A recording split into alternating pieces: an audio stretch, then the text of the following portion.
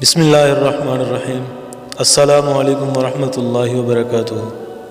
بیماریوں سے شفا کے لیے، بیماری کے علاج کے لیے مختلف قدرتی غذاؤں اور دواؤں سے استفادہ کریں، مثلا شہد، کلونجی، آب زمزم، بارش کا صاف و شفاف پانی، زیتون کا تیل۔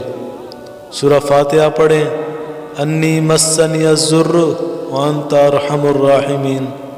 مجھے بیماری لگی ہے اور تو سب مہربانوں سے بڑھ کر رحم کرنے والا ہے۔ بسم اللہ، اعوذ باللہ وقدرتہ من شر ما اجد وهو حاضر۔ اپنا ہاتھ درد والی جگہ پر رکھیں اور پڑھیں، اللہ کے نام سے 3 بار۔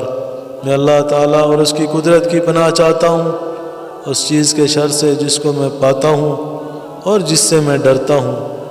اسأل اللہ العظیم رب العرش العظیم ان یشفیک۔ میں عظمت والے اللہ سے، عرش عظیم کے رب سے سوال کرتا ہوں کہ وہ تجھے شفا دے۔